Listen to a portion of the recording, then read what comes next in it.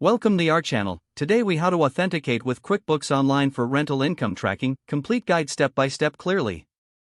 To authenticate with QuickBooks Online for rental income tracking, start by navigating to the QuickBooks Online website. If you do not have an account, click on the Sign Up button to create a new account. For existing users, click the Sign In option in the upper right corner of the page. Enter your email address associated with your QuickBooks Online account. Click the Next button to proceed to the password entry. Type in your password in the provided field. Click the Sign In button to access your account.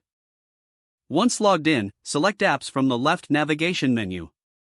In the Apps section, search for any rental property management tool you wish to integrate. Click on the app that meets your needs to view more details.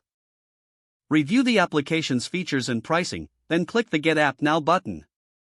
Follow the prompts to install the app and establish a connection with QuickBooks Online.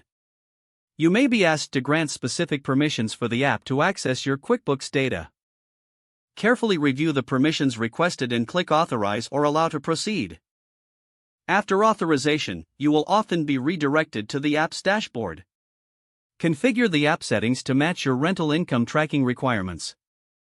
Ensure that you select the appropriate accounts for income and expense tracking. Once configured, your rental income data should start syncing with QuickBooks Online. Monitor the app for any integration issues or errors during the syncing process. Regularly check your QuickBooks dashboard to ensure your rental income is accurately recorded. Utilize reports within QuickBooks to track your rental income over specific periods.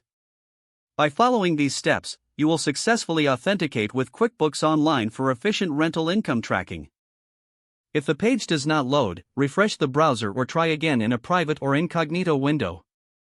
Make sure you are using the correct email address, then retype it carefully to avoid small typos. If your password is not accepted, use the Reset option and create a new strong password you can remember.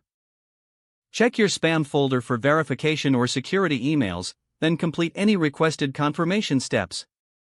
Enable two-factor authentication if available to improve account security and reduce unauthorized access risk. After signing in, review your profile details so your contact information and settings are accurate and current. Don't forget to like this video and subscribe to our channel for more step-by-step tech guides.